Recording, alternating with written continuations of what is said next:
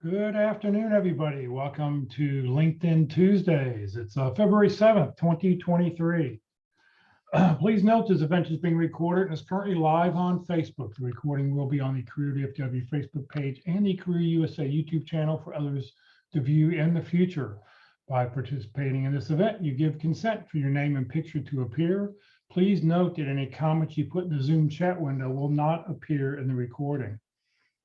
For those people on Zoom, if you have any questions throughout the presentation, please just put them into the chat window. For those people watching on Facebook right now, please just put your questions in the comment field. We are monitoring both feeds. We'll be sure to get those questions answered for you as our speaker takes a break. Also, if you'd like to connect with everybody else who's on the call, please feel free to put in your name, company you're looking for, position you're looking for, put in your LinkedIn address, so you can connect with everybody else who's on the call. This is a great way to expand your connections. Well, good afternoon, everybody. My name is Jeff Morris. Back in 2008, I started a website called careerdfw.org, a website to help those who were unemployed in the Dallas-Fort Worth area. In 2012, I started a second website, careerusa.org. I have written a book called What I've Learned About Your Job Search that you may not know. It is available on Amazon, or if you see me in person, I always have copies with me. Since 2007, I've been facilitating and leading the North Dallas Plano Career Focus Group. The group's been around since the late 1990s, and I'll tell you about our upcoming program this Friday at the end of this session. And since 2017, I've been a member of the practice interview team. Remember, your resume and your LinkedIn profile isn't going to get you a job, but it will get you a phone call. How well you practice your interviewing skills, that's what's going to get you your next job. Well, we have four outstanding speakers who talk about LinkedIn. They rotate through every month. Today, our speaker is Locke Alderson. He's a career consultant, been in the recruiting business for many, many, many years. I'll let him tell you how many if he wants. Otherwise, it's just many, many. And he's going to talk about how to use LinkedIn for job hunting, strategies to get results. So Locke, thank you for being with us. And I'll turn it over to you. Oh, let me make you a co-host. Sorry about that. Let's see here. Co-host. There we go. You need to unmute your mic. Got to share your screen. Yep, you should be able to share now.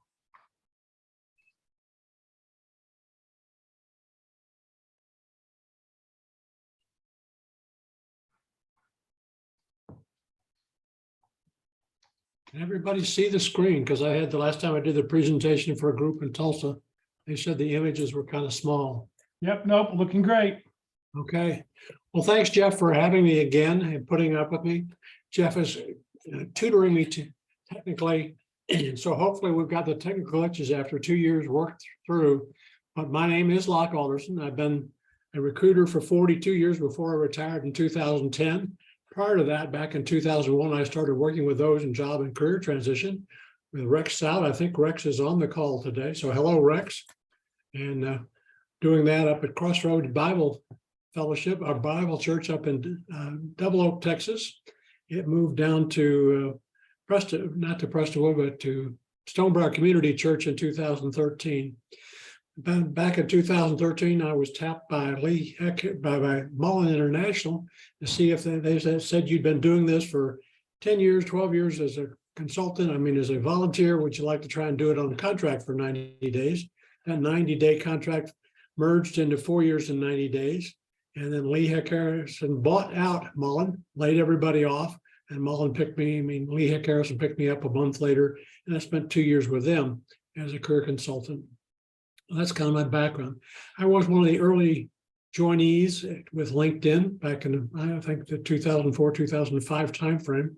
So I've been with it for a while as a job hunter, as also a recruiter, and as also a career consultant. So that's kind of the basis for the presentation today. I've got the presentation divided into a couple of sections. We'll do most of it, and then we'll try and deal with resumes and, I mean, not resumes, but take a look at people's profiles and looking for them for a job if they'd like. The rest of the presentation is available if you want the whole slide deck, and that's basically how to network with people. And I know that Terry Sullivan does an excellent job of that as well.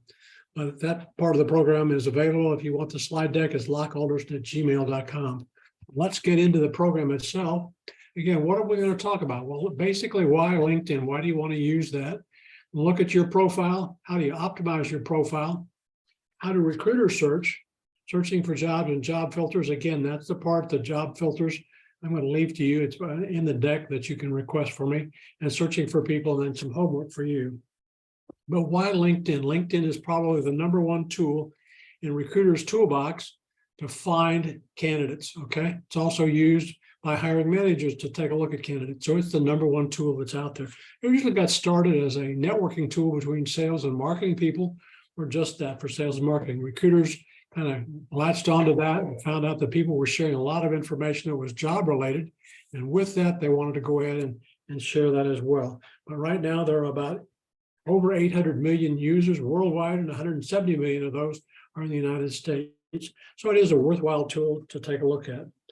And one comment about LinkedIn as a job searching tool was LinkedIn has been an irreplaceable tool in my job search. The ability to show employers the exact experience and skills that I have on my profile is what ultimately landed me the job. I know I've worked with a number of candidates on their profiles, and some of the recommendations at the bottom of my LinkedIn profile will attest to that, and been very successful in helping them to land jobs. So while I'm not the sole expert on it, I have a degree in helping people with it for quite a while. But let's take a look at basically the LinkedIn consists of your profile, and we're going to take a look at that, your headline, your dashboard, which is very valuable to you as who's looking at your profile and what you can do about that, some of the places that they may work, your about section, which is the old summary, your open to work and why that's so important, your experience and the skills and endorsements, and how do you optimize your profile. So that's kind of where we're going to go with this right today. Okay, one thing I will mention, that since job hunting, it shouldn't be a sole or an individual contributor kind of sport. It is a sport where you need networking, you need people to help you. It is a team sport in that respect. But it all starts with your profile. If you'll notice on my profile, this is an older one. I have got a background area here, or banner, my headshot. Look at that. My name, and do use the name that you want to be called by. If you have a longer name or you don't use your legal name, my legal name is John Locke Alderson Jr. So when the telemarketers call, I ask them which John they want to speak to, because my dad was John Locke Alderson. My son is John Locke Alderson. So and they ask, they want to speak to senior, and I say, well, he passed away a few years ago, and my son lives down in Austin. But this is how you can take a look at it. So your name, your headline, which is here below your name, and you have 220 characters to play with. Now this is about 120 characters actually, where you are, the number of connections that you have, and I'm open to work in this particular. Again, this particular view, I'm only open to recruiters. Again, if you're open to job hunting, I would open it up to the world of LinkedIn, because the more people know that you're looking, they may know you and be able to help you with that. So that's what's on your LinkedIn. But LinkedIn gets your profile gets a 6-second, maybe 10-second view before they move on. One of the things that you want to do is to have a complete LinkedIn profile, because it gives you something that's called an all-star status, which is the top rating that you have. When a search is conducted, if you are an all-star in the categories that are being sought, you tend to drift to the top of that category when a search is performed. So that's, and generally recruiters tend to look at the first 10, 20, 30 profiles that they have in thumbnail sketches about the size of the pictures on the side of the screen there. You want a professional headshot and a background or banner photo. Again, the professional, you don't want one of those when you're out lifting a stein of beer at Oktoberfest, or where you're out on the lake with a cool one, which is there, or out deer hunting. Those are not the kind of photos that you want to use on LinkedIn.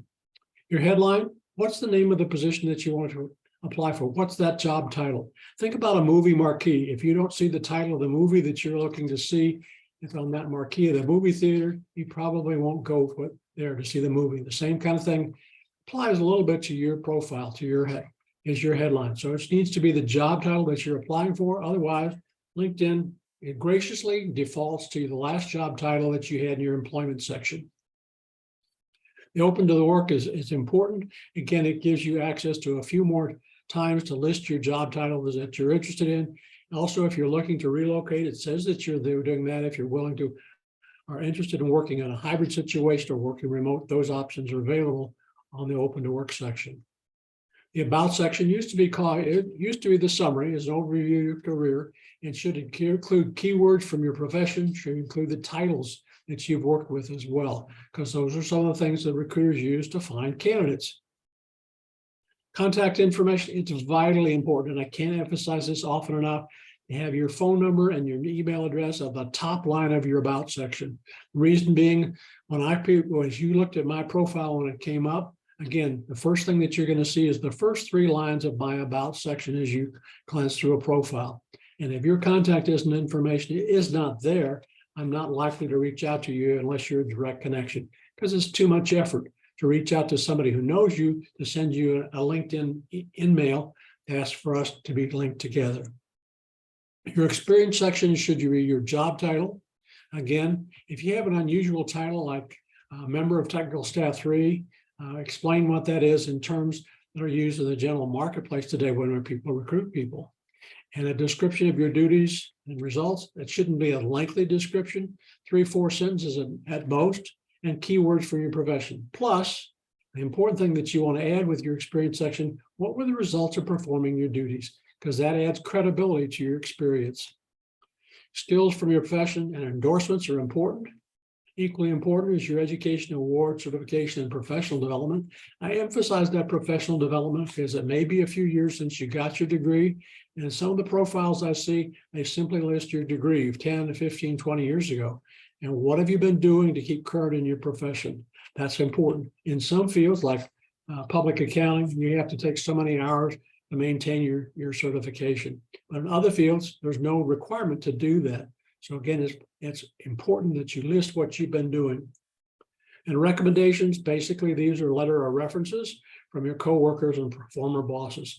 And the more of them you have, the better, particularly the last couple of jobs that you've had, the last couple of years that you've been doing that. Again, let's take a look at my profile one more time and get your attention. This time I've opened it up. Open to work is that banner from 5 o'clock to 9 o'clock. And it allows you to add these job titles down here as well, and to open to all LinkedIn members. So that's what's there. Notice also that I've used a pipe character between the job titles. This is a shift key above the enter key on your keyboard. If you use a pipe character or a backslash, be sure and leave a blank space on either side of it, because if consultant and career coach are linked together with the pipe key, that's not a searchable term, and you won't get found when a recruiter or hiring manager is searching for a consultant or a career coach. Well, let's take a look at some headlines. Nothing wrong with retired or unemployed. They're probably truthful, but again, they don't necessarily present you in the most positive light that employers are looking for. The doubt about what you're doing, maybe you're hanging them up. You've hired it up, and you're not really willing to work full-time or give it a wholehearted effort when you go back to work. Seeking new opportunity is a good one, but it doesn't describe, again, what you want. And when recruiters are looking for them, make it easy for them to identify what you want. Formerly VP of Finance, again, descriptive of his role and his level, but again, it says formerly. So how long has he been out of work? Has he been retired for 10 years like I've full-time, or 12 years? I've actually retired since I was working full-time with Oracle Corporation as a recruiter. An experienced digital design engineer seeking a new opportunity, says more and more descriptive. And again, social media strategist, content manager, seeking new opportunity, and has experience in print and digital media, has experience with PR, marketing, corporate communications. Excuse me. Again, more descriptive. Again, this one is short, but again, it's very descriptive. Supply chain, procurement, purchasing. So if a recruiter is looking for that, it makes it easy to identify, okay, maybe I'll take a chance and take a look further at their profile. Again, the same thing with cost accountant, general ledger, which is GL. You can put AP or AR.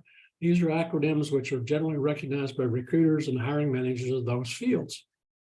An executive assistant, if I do a search, as I've done when I was working with executive assistants at Lehigh Harrison, looking for candidates here in the area. Again, there are about 40,000 executive assistants in the Dallas-Fort Worth area. So if you want to differentiate yourself between those, you can add additional information like budgeting, event planning, The other things that somebody's done supported the senior executive staff, okay, are things that you can do in addition to the executive job title. Idle, IT project manager, idle, scrum manager, agile, again, are all titles and things that a recruiter would take a look at and said, I want to look at somebody like that. Makes it easy. Again, a short descriptive one, general manager, manufacturing and aerospace. Those are good, they're very descriptive at the level and so forth. But recently, you can add descriptive things like that on your let me shrink this down.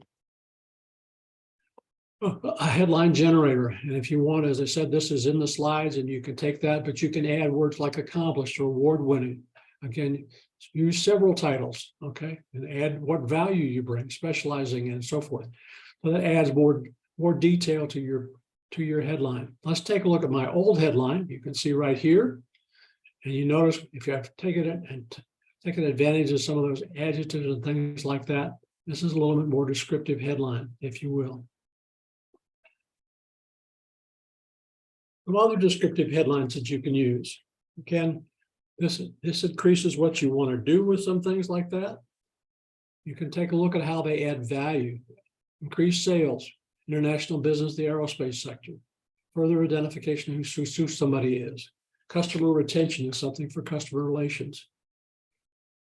IT project manager, able to explain high tech to customers. I know when I was with Oracle Corporation, we looked for business analysts who could relate to the customer, understand what their business is all about, and then translate that information to our techies, if you will, the consultants who were actually doing the code development or implementation. And again, this is another one for somebody that's in IT, verbs and things that are current in your profession. Moving on, let's take a look at your dashboard. And it used to be called dashboard, now it's your analytics. But you notice in this situation, this is a snapshot of what's happened. 83 profile views in the last period, 74 posts, and 160 search appearances. Wouldn't it be nice to know what those people were searching for? We'll take a look at that in just a second.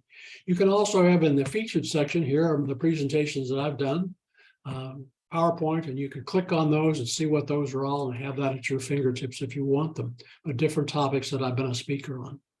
But let's take a look now at the analytics, what you can do if you clicked on search appearances, okay? We show you the keywords that searchers have used, okay? That's important because in my field, it may be that they're actually looking for a recruiter to help them find a job, or maybe that they're looking for a recruiter to help them in their corporate recruiting efforts or the company's recruiting efforts. But that's unusual. In most cases, it's going to be the words that they've used to look at you, looking for candidates for the most part for their company. It also shows where those searchers worked. And while they may not have an active opening, they may be a company that has the jobs and kind of work that you're looking for, so that you could add them to your target list of companies. This is another take a look. Let's take a look at the about section. This is a little bit longer description than I normally recommend, but it's a very good one. This one runs about 9 lines, I guess. Normally, I would say you only have about 4 or 5 lines of text and then break it up with something else. But it's a very descriptive outline of what the individual has done. Okay. It uses a couple of acronyms like FP&A, which is recognized by a lot of recruiters and financial people, but some recruiters don't know what FP&A is. So anytime that you use an acronym, the first time spell out what it is. It makes it easy for the reader to make sure that you're on the same page. Taking a look at some other summaries, if you will. You can use first person in the summaries, okay? This one is a grateful partner for the world-class and award-winning companies. Can talk about you and a little bit of what they've done. It talks about their key competencies, what they've done, talks about their experience, summarizes kind of their experiences. The more times you can talk about some of those things, the greater the impact is, the more likely they review you as a subject matter expert. Okay, but this is a different way to talk about who you are in your summary section. We'll take a look at the experience section next. This is actually mine from my Oracle experience, but generally you want to have your job title, the company dates, name and dates, your duties and responsibilities. Again, try and limit it down to about 3 to 5 lines. If you notice on mine, right here, there's about 4 lines of description. I've got a couple of bulleted accomplishments underneath that. I've also included something, this was from Amanda Gill, the Director of Recruiting for North America when I was with Oracle when I left in 2010. And it was nice, so it's kind of a letter of recommendation.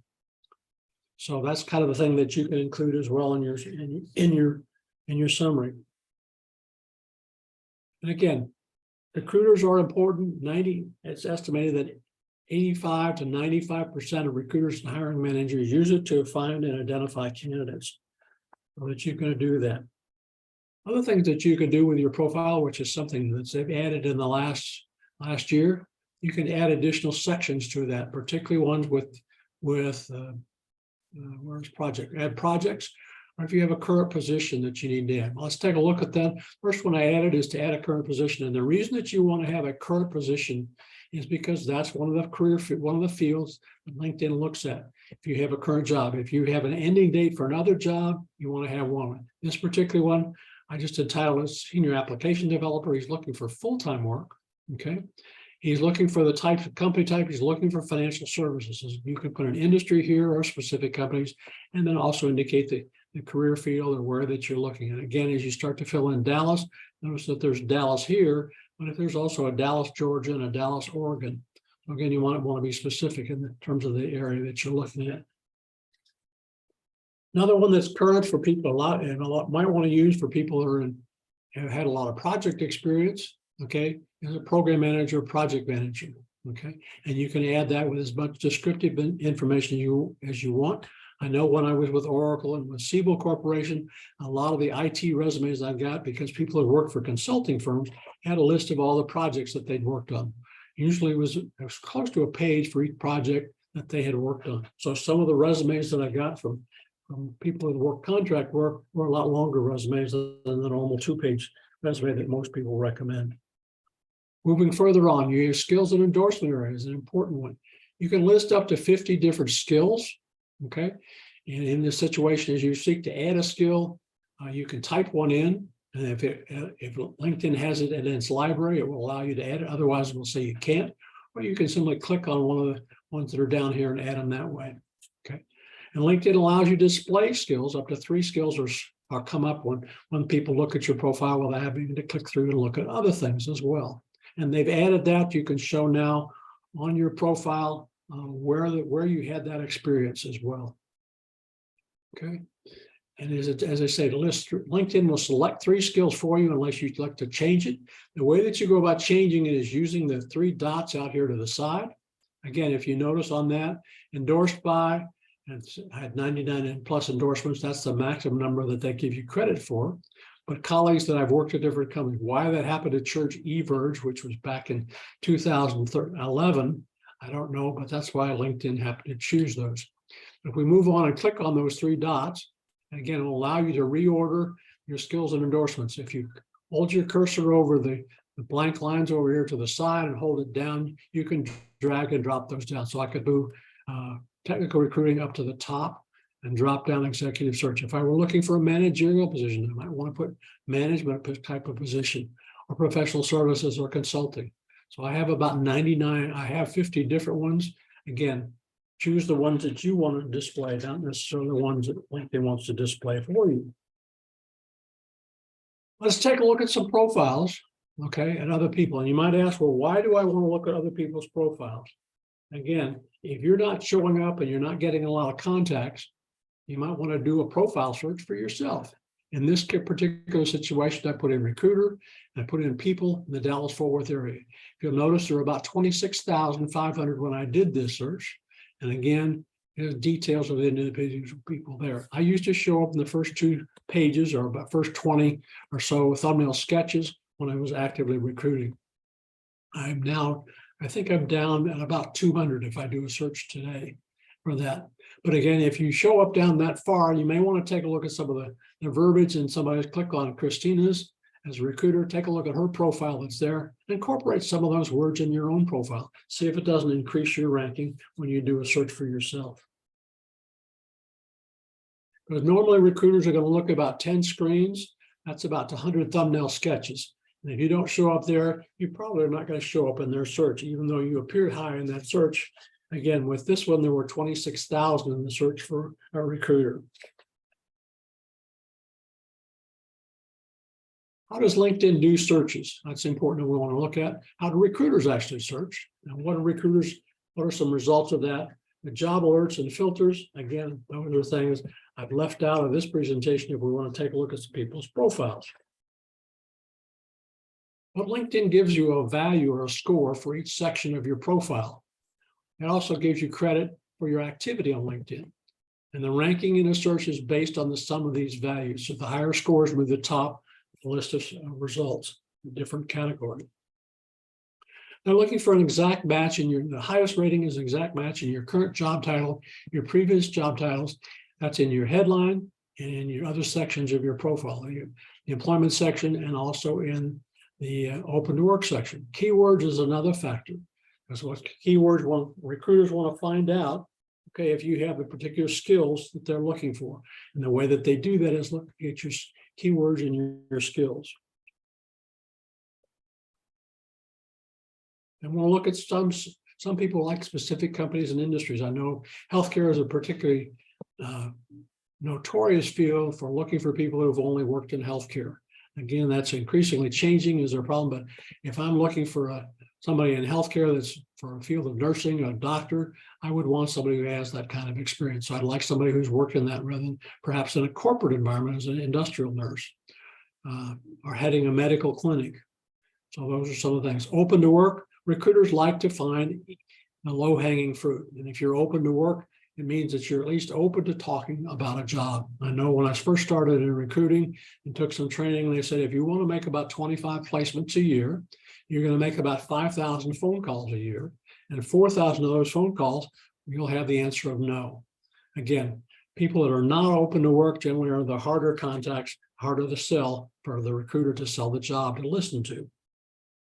Geographic location is vitally important. Applicants have taught most recruiters that they really don't want to drive more than 20 to 25 miles to work. There are exceptions where you have jobs that are open, that require a significant amount of travel, or people that are open to travel and those kind of things. I know candidates who live in Denton live beyond the 25-mile radius that most searches exist, to Dallas or to Fort Worth, to downtown. All-star status is another one having complete first and second degree connections and having a number of connections showing that you're active in your field, in your career field. Comments on posts and articles are also something that recruiters tend to look at in searches. So what are recruiters looking for? Well, again, keywords is probably the first thing that they look at. Job titles, the past, present in your headline, your open to work, about an employment section. Take a look at your skills, your industries. You know, if somebody's worked in that area, an education location. Some companies I know, I interviewed with a company here in the Dallas area that was looking for a graduate of a top 10 business school in the United States. It just so happens that I got my MBA at University of California in Berkeley, which depending upon whose rankings you look at will be in the top 10. So those are some of the things, weird things that recruiters actually tend to take a look at. The keywords are important because they want a combination of job titles and skills and location and experience. And recruiters really prefer candidates who've done the job before. So let's target specific job titles. And relocation is important. Again, it's important if you're open to relocation or looking to relocate, it's important to let people know that. And that can be done most easily in the about section, in the open to work section. Well, let's take a look at some actual results. This is the input sheet. Kurt Vandermatter shared this. He subscribes to LinkedIn. LinkedIn has two subscription services for recruiters. One is Recruiter and one is Recruiter Lite. He subscribes to Recruiter, which I think is about $10,000 a year. I think he said he spent $20,000 a year for 2 licenses for his firm that he has. I know another recruiter here in the area, and she only has the Recruiter Lite. I think that limits it to the United States. But again, that's $500 a month, about $6,000 a year. So again, those are kind of expensive, but it does allow candidates to identify, a recruiter to identify a number of different categories. They can take on this one, it's 710 million candidates on LinkedIn, and they can narrow a search down, if they do it right, to about 70 candidates within about 30 seconds. So let's actually take a look at a recruiter search. This one I don't like. And the only reason I don't like it, the recruiter did a very broad search for just accountants of the United States. And you notice the results that they got were 4,281,000. Most recruiters aren't going to take a look at that many candidates, okay? Even though they have very good candidates, they would tend to limit it by geography and by location, if you will, by schools that they may have attended, how much experience they have. So let's take another look, another search. This one was for a product manager, and this was in the greater Seattle area. They would take candidates from the San Francisco area, and they were also looking for skills where product management and product marketing. Those tend to be intertwined in a lot of companies, like somebody who also knew something about competitive analysis. In this particular search, there were about 6,900 candidates. And of those were candidates who were following the company. High-tech firms typically get a lot more followers than others. And they've, in some cases, engaged in your talent brand, another way to follow a company and show interest. The number, if you'll notice on product management, that shows up product manager and variations of that as well. Digital marketing operations at T-Mobile, which was a company I think that was headquartered in Seattle at one point. So that shows you something that, again, that's a lot of followers. Let's take another look at another search. This one was for a project manager in Chicago. Okay, again, it's had almost 43,000, but only 83 were open to new opportunities. That's very unusual. It tells me one thing as a recruiter, that the market was pretty hot right now, and you don't have a lot of people looking for new jobs. So 83, only 83. A recruiter's probably going to look at those first 83 simply because they're easy to find.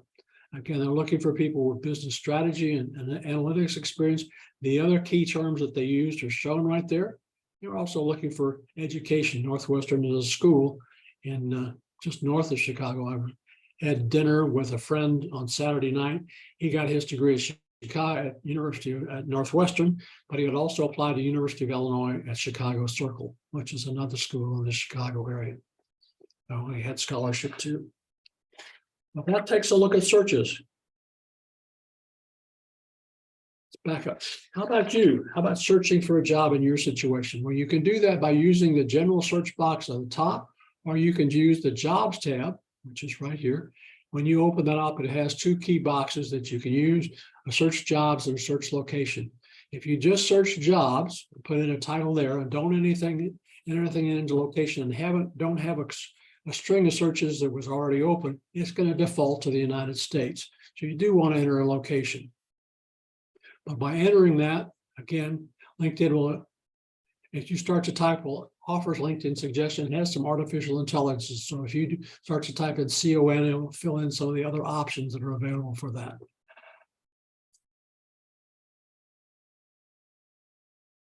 This is an actual job search that here in the Dallas area. Again, this was for a senior accountant in Plano. Again, most job boards have a default setting for jobs for 25 miles. Because as I said, most candidates have told recruiters we don't want to drive more than 20 to 25 miles to work. The recruiters say, oh, okay, I'll limit my search to that.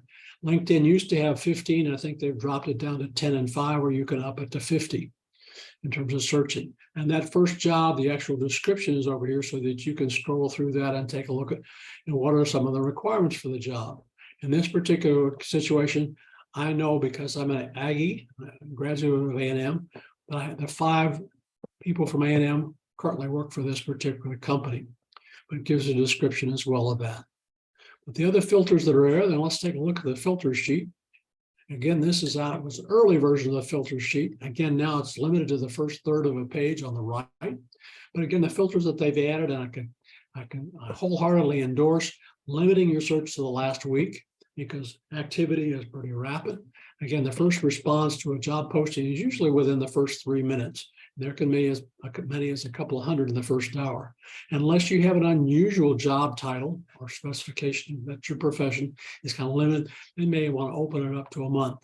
Most of the time, after about a month, many of the jobs have gone away or been filled, and the recruiters failed to simply take it down. LinkedIn picked up from Indeed.com, they picked up the salary filter. And while the salary information is not the most accurate salary survey, it can limit you the number. Notice when we talked about for a recruiter in the Dallas-Fort Worth area, there were about 2,100 openings. But most of those If you limit that to 2,000 to 120,000 or above, again, there are only 48 of those. So by limiting it down to the different filters, you can narrow it down. If you make a mistake and feel, hey, I've eliminated too many, you can cancel it. I think it's not cancel, but there's some other thing, clear or reset, and it'll go back to your original search terms. Let's wrap up this part. And as I say, let's take a look at some people's profiles and we go from there. Again, on your profile itself, you want to complete each section, even if it's not a lot of information. Take a look at some of those other people's profiles in your field, see what they have in theirs. It doesn't have to be a lot of information, but there needs to be something there. Do use the name that you want to be called by. Make it easier for that recruiter or hiring manager to contact you, to make it contact. Again, with your headline, do use a job title or titles. You can use many positions you're looking for. But if you don't use one in the headline, it's going to default to your last job title. And that may not be what you're actually looking for. I do recommend using the open to work below your headline. It allows you to list additional five job titles. And let recruiters know what other opportunities you're open to, whether you want hybrid type work or working remote. Again, that's something else you can identify. Do include the contact information. Make it easy for me to reach out to you. The first line of your about section, it can also be in the bottom or down in the middle. I know some people have it. Jeff has his. In addition to having in that section, he's got it in his banner. And we'll take a look at that, or he may have shown that. Your experience section, list the company job titles that you have and list the measurable results, the accomplishments that you have. List a couple. And you say, well, I can't list dollars or percentage. How have you made the job easier? How have you retained customers? What have you done to make it a better job? They add credibility to who you are and to your experience. Do list the keywords from your profession. If you don't know what those are, take a look at some of the job postings that you're looking at. What are some of the required things that they're looking at? Same thing with skills. The ones from your profession. Choose the top 3 that support the job you're looking for. And again, you can rearrange those periodically. Again, there's one other feature on LinkedIn. There's an easy apply button. Again, you can use that if you want to, if it allows you to include a current resume. If it's only going to take your profile, I'd hesitate before I apply it that way. Okay, and do a people search. Look for you in your area. Find out, and if you're not showing up, take a look at their thumbnail sketches and take a look at your profile. Okay, one last thing on job search. I said I wasn't going to do that, but I will before we stop. When you're in creating job search and you've done that for a recruiter, Dallas area, and you found that there's a job alert button, a radio button that you can move to the right or left. You can, if you click it over to the right, it can give you the option or daily or weekly that you'd like a description of any new jobs that match that description. You can do it by profession, by job title. You can do it even within a company or a company's website when you get to that. And that's in the latter half of the presentation. Jeff, I'm going to shut it down. Let's see if we have any. We did have one question I want to ask.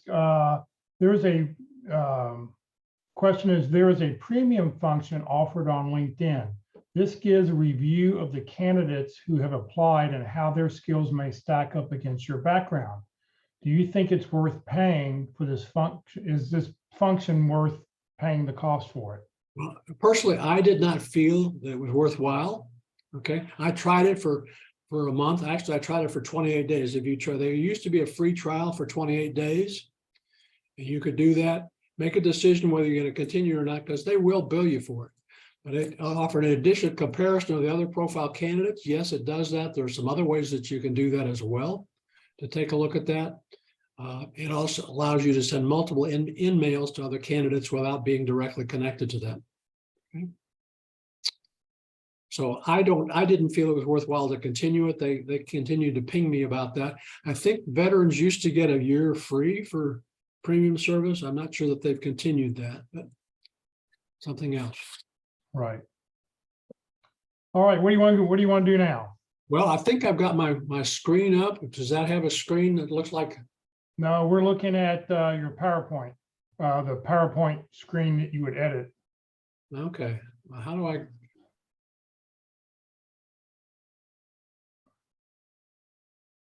Tell you what, let me, there we go. Now we see your LinkedIn. Okay. There we go. That's my LinkedIn profile. We could take a quick look at me if you want. I want to show a couple of things that are about that. You can notice that a blue pencil is out there. For some reason, it's not moving.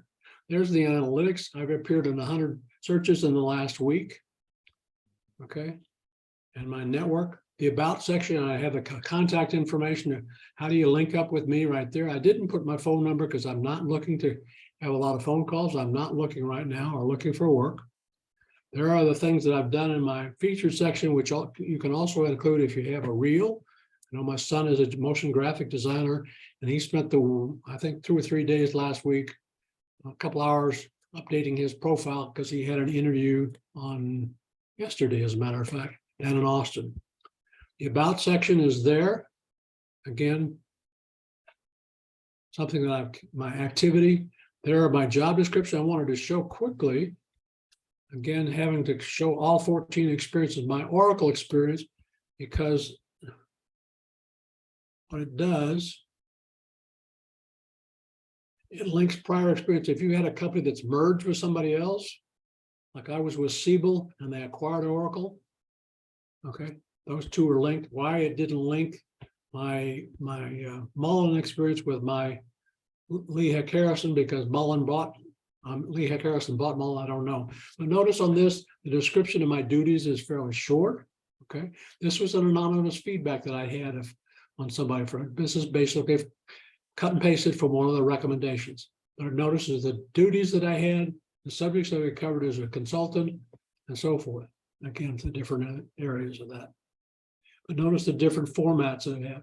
And again, make it visually apparent. But usually there's not more than 3 or 4 or 5 lines of text, and then some other types of format. Take a break in there. The other area I wanted to touch on briefly. Where did it go, Jeff? Yeah, you need to see less. Just click that arrow, go back next to experience, click that arrow right there. Okay. Now you get down to it. Here's the skills areas I mentioned. If you go to the blue pencil, by hitting that bar there, reorder your experience. There are those bars that are there, and you can drag and drop to the top. Okay. So now it has the skills executive searches at the top, the endorsements. The other thing I was going to share was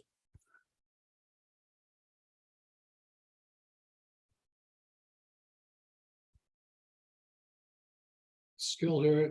There's an area that you have where you can talk about groups that you can join. There are some of the recommendations that I've had, groups that you can join. One of the reasons that you want to be in groups, and if you're joining groups, you can join up to 50, because sometimes groups will post jobs, and those job postings are only within the group. They are on LinkedIn, but not everybody on LinkedIn can see them. So there are jobs in your profession. There may be 5 or 6 groups that have jobs like that. There are different recruiting and HR groups in the Dallas area. There's probably at least a half a dozen in the Dallas area that you can join, and they have job postings that are limited to that group.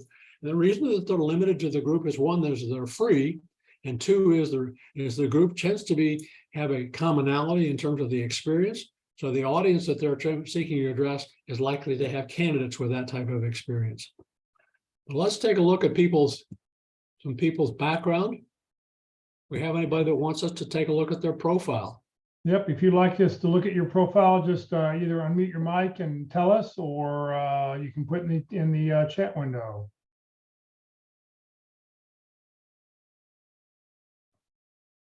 All right, Amy Barber. So Amy, Baumann. Amy Barber? Is that right, Amy? I think you probably need her middle name in there. You need her other name. Nope, that's not her.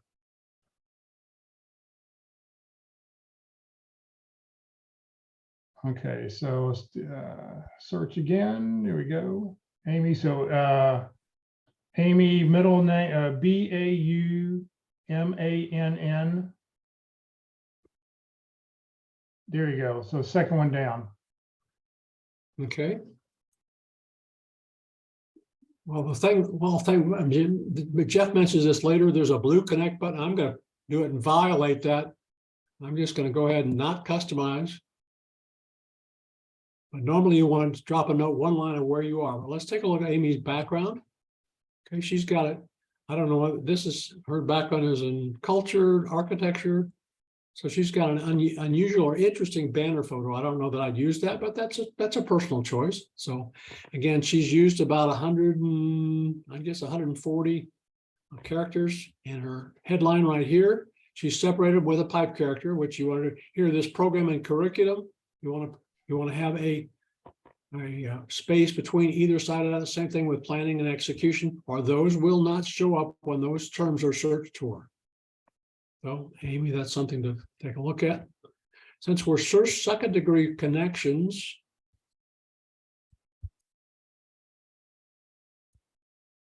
the contact information, if I mentioned that, that's only her profile. So that's the only way I would have to get in touch with her, unless in her about section,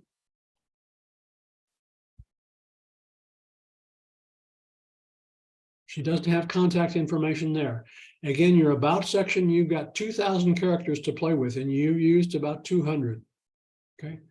Now that's really weird. It looks like there should be more information there. Looks like it, but it's not. Yeah, It's not showing up, Amy, if for some reason.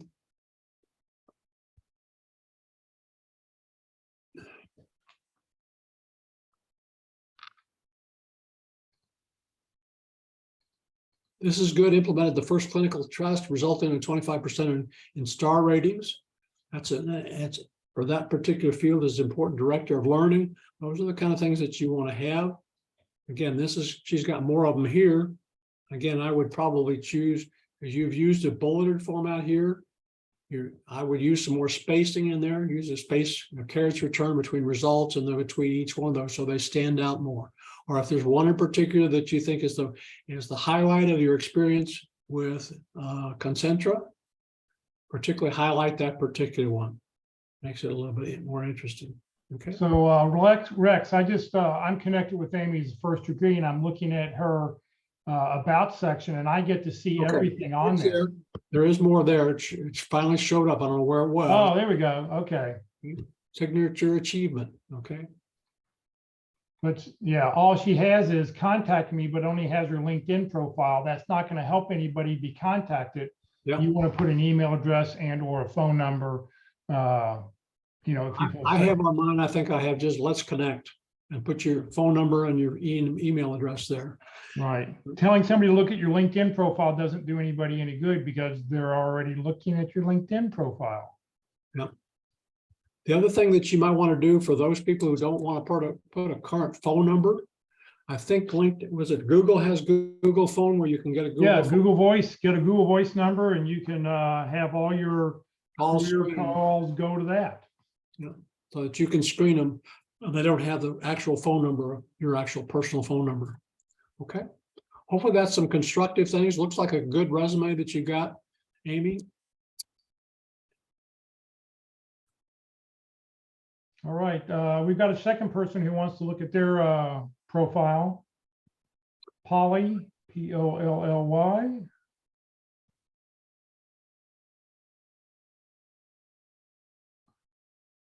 No, Polly, P-O-L-L-Y. Last name, where'd it go? Mallory, M-A-L-L-O-Y. Polly Malloy. Which one, Polly? Top one. Top one.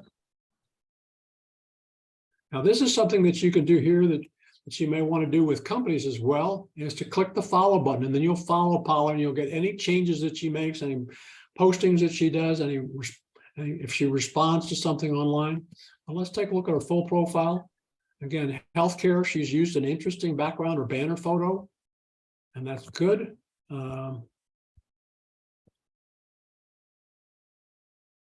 I would include, Polly, some additional job titles that you're looking for. Okay. Let's take a look at your contact. Again, contact information is not, you haven't opened that up in your security settings.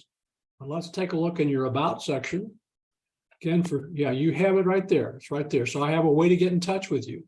But again, in your about section, I would open that up and and add additional things. This is a chance for you to talk about yourself and what you've done. Recruiters and hiring managers want to know what you've done, the work that you've done, and what you accomplished doing it. They I want to have know more stuff in there too. It just isn't, it's just not loading there for you. Well, for some reason, it's not for me. It didn't the first time, so we'll do that. You got a document summary. I don't know. Yeah, somebody told me I should put my resume in there. Yeah, all right, well, One of the problems with your resume, though, is I don't see a phone number or contact information at the top of the resume. I think you have to click it. I mean, it's on there, you know. yeah, but here's the issue about putting a resume online. When you put a resume online, you're not customizing your resume to the job description. Exactly. So, for example, somebody could be looking for a customer service representative, but you're a customer relationship specialist. They may not see the connection, even though it's the exact same thing. So, I really recommend that if you want to put something up there, put a one-page bio Yeah. that tells people who you are, what you do, and how you can help, but you don't get into all the details. Save that Okay. job description for, I'm looking for a job. Yeah.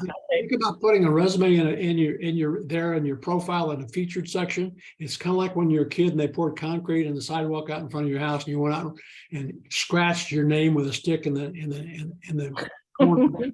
Okay, it was there forever, but it didn't ever change, and you may have changed. Okay. Yeah, I actually like the maybe putting a little bio thing in there, like almost like a handbill thing. Yeah, that's Yeah, actually. if you've got a good one-page idea. bio, definitely. That's what you want to promote yourself with, because that's what somebody can take and go, hey, I want you to look at this person, look at what they do.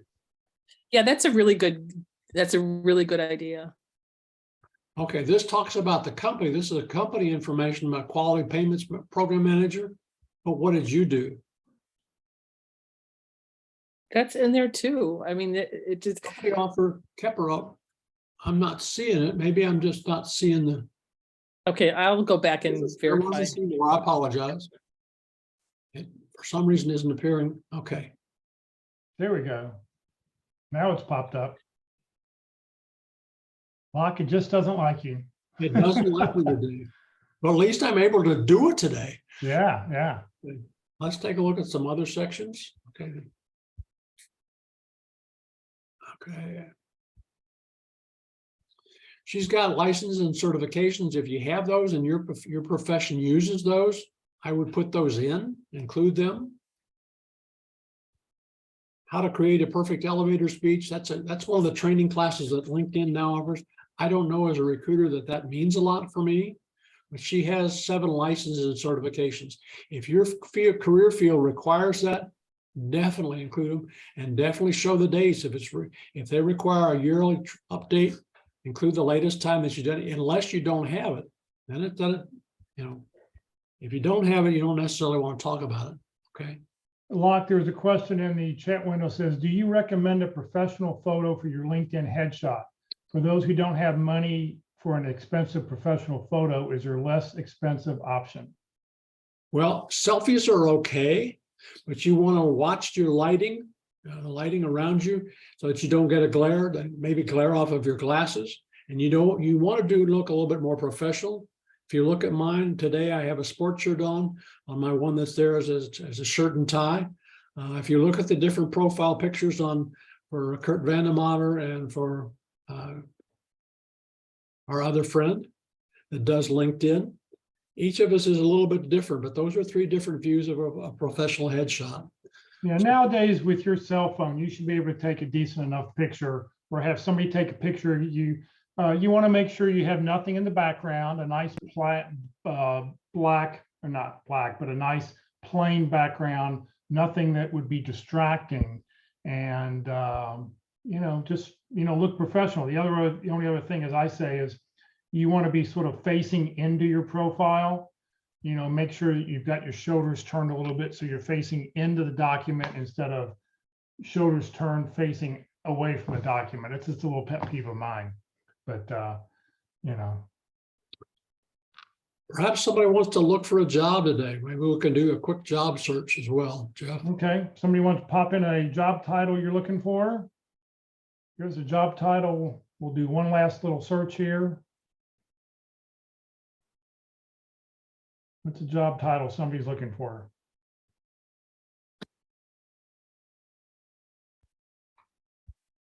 Vice President, Learning and Development. I'm doing it here. You can also do it over under the jobs.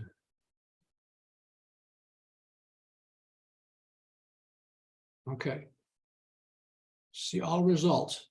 And one of the things we have done by entering it here, this is for the United States. So one of the things that you're probably going to want to do is to use a filter and to say where.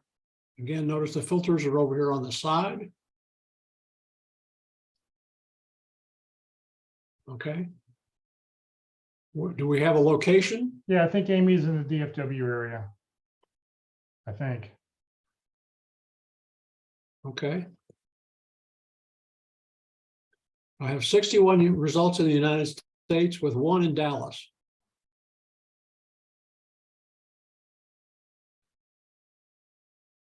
Again, one of the things that you'll find is that sometimes the words that you use in your search are going to be buried into something, because VP of screening sounds like an HR kind of job, not necessarily a training and development kind of position. Okay. So that's something that you need to be aware of in terms of that. There is a tab under here for reset. And let's do it this type. This one's under jobs. The jobs tab is over here. You can also do it in the search box there. A VP of Learning in the United States. Okay.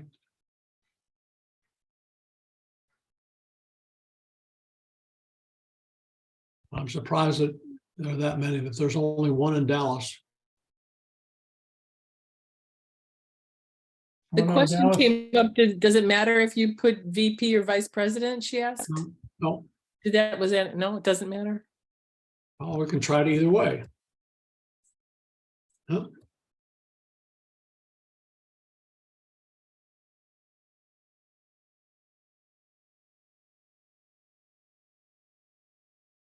Didn't like the ampersand character. Okay, this came up with one of VP of Machine Learning. Again, I don't know what that is, but it sounds like a technical job. Machine learning it sounds like it's some artificial intelligence. Data science, machine learning with demonstrated experience in Python coding. Well, that's more of a software kind of a job in that field than the traditional learning and development, training and development kind of area. The other thing that you can do is rather than do that, is do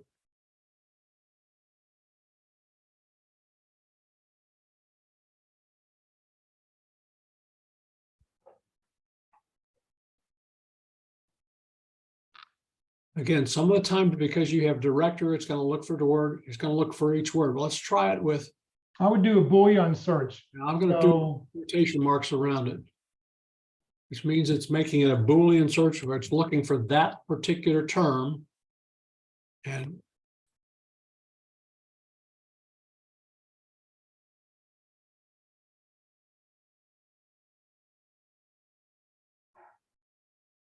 I think I would have done the Metroplex, but okay. Still, we have 49 results. that's 49 results. Again, because sometimes as a senior director, here's a senior director of landscaping, medical affairs. That doesn't sound like training and development in the traditional sense of training and development. No, it does not. Here's one, Vincent and Elkins. I think that's a construction firm, but I'm not positive. But you can take a look at it by clicking on that. The actual description is going to be there.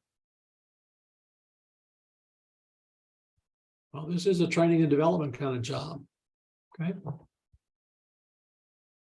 And these were both of these, looks like they've got at least one, maybe 2 positions like this. Okay. But again, if we want a different area, you can limit it. Let's say that we wanted in Plano. Because of the 25-mile limitation, it's going to change the values as well. Okay. Hopefully that helped out. But how you use Yep, Locke, thank you very much. I know we're at the top of the hour here. If you'd like to get Locke's slide deck, just send Locke an email to lockealderson@gmail.com, and he'll be glad to send you his full deck. It'll have, there's more slides that we didn't cover today, but he'll be glad to send that to you if you'd like to get that. Some of those are on how do you network into a company and how to go to companies' websites and apply for, do a search agent on a company website. But that's all in that slide deck. I think it's more important to show you a little bit of how to use LinkedIn and how your profile comes up. Right. Well, Locke, thank you very, very much. Thank you. All right, Jim. next week, our speaker will be Terry Sullivan. We'll talk about how to use your key contacts and prospects, who you are, what you do, and how you can help. The session will not be recorded, so if you want to watch the session, you will need to watch it live. Terry doesn't allow his presentations to be recorded. All right, if everybody please raise your right hand and repeat after me. I, Jeff Morris, promise to always send a personal note whenever I send a LinkedIn request to connect with anyone. This includes when I use my cell phone or my computer. Very, very, very important. Whenever you see a white connect button, you will not have an option to send a personal note. But whenever you see a blue connect button, you will be able to send, you should be able to always send a personal note. So if you see a white connect button, click on the person's face, go to their profile, and then you'll be able to send that personal note. Career DFW, Career USA, we're putting on training 4 days a week. Please join us. Tomorrow, Tony Bashera, who runs and owns Babbage & Associates, one of the oldest recruiting firms in the DFW area, will be talking about the 10 biggest mistakes that people make in interviewing. On Thursday, we're going to talk all about networking. Kurt Vondermeyer will be with us to talk about networking. And then this Friday at the North Dallas Plano Career Focus Group meeting, Elizabeth Lyons will be with us to she'll share her crystal ball, what she sees the overall job seeking market and the job hunt and what she sees for 2023.